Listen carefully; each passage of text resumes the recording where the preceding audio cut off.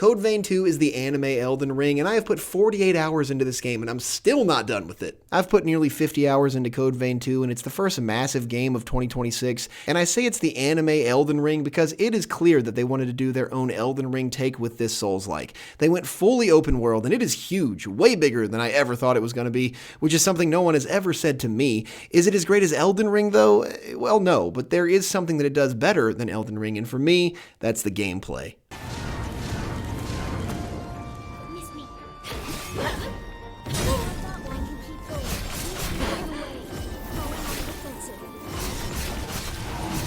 Which is where I want to start, because Code Vein 2 has very good gameplay, with tons of options at your disposal. The gameplay build possibilities are pretty staggering here. First of all, just like any Souls-like, there's lots of weapons to be found, and these weapons all have their own unique attack patterns with different ways to play. There's quick one-handed swords, slow but heavy-hitting two-handed swords, axes, halberds, daggers, hammers, even some guns. Where things really get going, though, is with the weapon fourmays, which are powers that you can equip to your weapon loadouts. Mixing and matching these however you see fit to best optimize your build in Code Vein 2 is a blast. The combination that practically carried me through the entire game was this Samurai Greatsword, which has one of the best base attacks of any weapon that I found, where you can lunge forward from long distances and quickly bridge the gap and catch enemies off guard with this quick slice and dice. So I would often start off a fight with that quick hit from a distance and then hit this formay called Falling Sun, where you teleport up into the air and slam down with fire whirling all around you.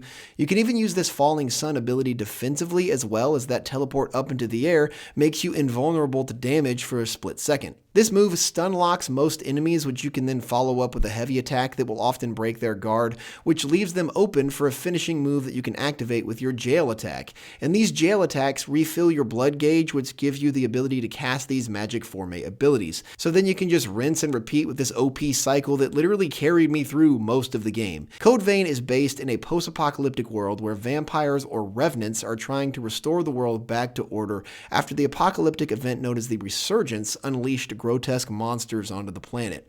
Code Vein 2 sees you playing as a revenant hunter trying to track down and release the 4 revenants that sacrifice themselves in order to keep the resurgence at bay.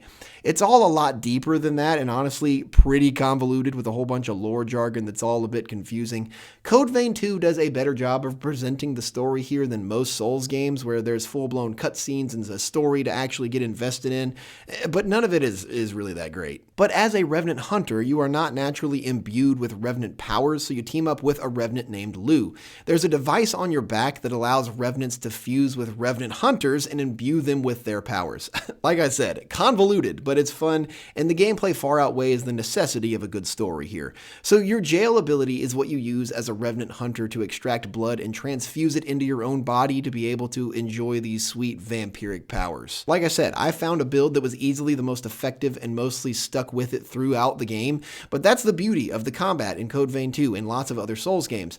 There will be plenty of others that use another weapon that I just had sitting in my inventory the whole game, and they find a perfect mix of powers, boosters, and abilities that I didn't even know was possible. I mean, just look at all the options here. The game really allows players to get creative and just mix and match all of this stuff to find the best offensive and defensive and technical builds that best suits what you want.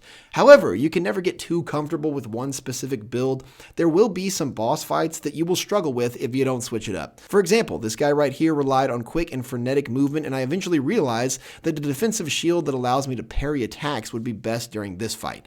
But in this one, where she had some crazy ranged attacks and just moved around all over the place, I realized that I had to equip a shield that doesn't allow parrying, but lets you wall up on all sides and absorb damage at the cost of stamina. Or this boss, where I eventually realized ranged attacks would be most effective, as shooting these tentacles was far more effective than just going for his body. Each boss fight is like a combat puzzle piece. If you're just getting bodied over and over again, you probably need to switch up the build and try something new. But once you do finally figure it out and beat the boss that's been beating you for the past 2 hours, there truly is no better feeling in all of gaming. Your enjoyment of Code Vein 2 is mostly going to depend on if you like these kinds of games or not. This is a Souls-like, and if you've already decided that you don't like Souls-likes, or you look at these games like my 4-year-old son looks at broccoli and just decides that he doesn't want to try it, then this one probably won't change your mind on the genre. However, it really could for one reason. This is possibly the overall easiest Souls-like game I've ever played. Now don't get it twisted, it's no walk in the park. Some of these bosses have taken me quite a few tries, but if you've always wanted to play these games because the boss fights look awesome and the game world is beautiful,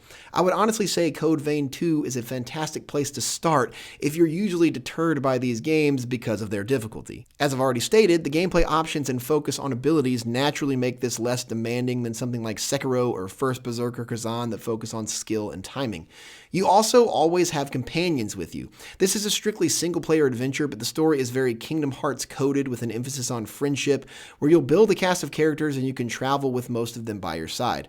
Insufferable Elden Ring purists might laugh at the notion, but help in these kinds of games is greatly appreciated, and you don't even have to summon these guys under specific circumstances. They're always with you if you want them to be. This is where the blood codes come into play as they fight right alongside you. As you infuse with each revenant you meet, they will give you specific stat boosts, which again is important for how you want to play. For this boss fight, Camillo's blood code was most useful because it gave me extra Ichor recovery where my blood gauge was increased, so I could use more powers and overwhelm her with as much repeated magic as possible because of how quickly she would move all around the battlefield. There's a ton of these that give you more stats to strength, stamina, or speed, and you want to make sure you have the best one equipped for each situation. You can also fully fuse with your Revenant partner, where it takes them off the battlefield and they live inside of you, which is disturbing and, like I said, convoluted, but instead of your NPC partner taking some of the attention off of you in these boss fights, specific stats are increased further depending on who you're fusing with. So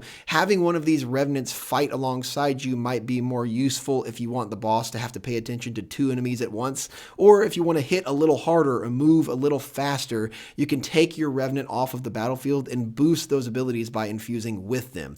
It's a fun trade-off, and I'm totally here for it. If you've always wanted to jump into one of these games, but they scare you a little bit, I'd take the plunge with Code Vein 2. It's a very good Souls-like, and it's very accessible as far as, Souls-likes go, of course. I've talked almost exclusively here about the combat and gameplay because, well, that's why you're here. That's why you're going to play this game.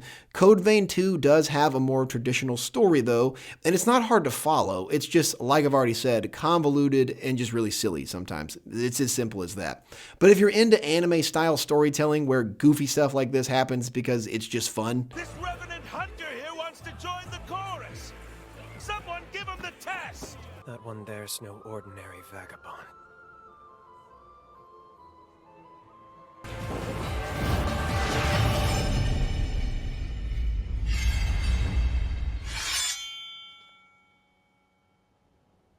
Seems you're the real deal. then you'll probably enjoy the story even though it's pretty stupid. Like, what is this? If you're ever in the mood for a dip in the spring, I think we can make it a 2. Holly, perhaps it's overdue, but maybe it's time you and I had the talk. You're a little late on that one, Doctor. Your little girl is not so little anymore. What? Big Yitty anime girl just saved her dad after being separated for years, and then it's not even worth explaining. Just know that no context makes that scene any better. But this was her dad 30 seconds earlier, and the boss fights are also great here. I mean, I'm a sucker for big spectacle boss fights in video games, and Code Vein 2 is no different. The only complaint I have with the boss fights is that there were too many repeat bosses. Nothing spoils a successful dungeon run more than getting to that final boss and realizing that this is just a reskin of a boss you've already fought 3 different times. Other than the reusing bosses in side areas, the bosses were a lot of fun. Never cheap or unfair to me, and still required a good amount of skill each time. And lastly, the open world. Code Vein 2 goes fully open world just like Elden Ring, and this really is just going to come down to preference. I loved this game's open world and had a blast exploring every nook and cranny to discover what boss was around each corner and what new weapon or ability was going to be in that treasure chest at the end.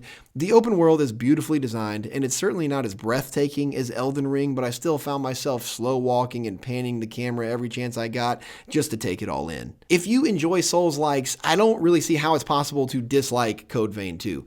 If you don't like Souls-likes, you probably aren't going to care much for Code Vein 2. It doesn't reinvent the wheel, but it does everything it needs to, and I firmly believe that if you've been avoiding Souls-likes but always wanted to try them, Code Vein 2 with its more forgiving nature could be the perfect place to start. I put 48 hours into this game so far, and I don't think I'm anywhere close to 100%ing this game.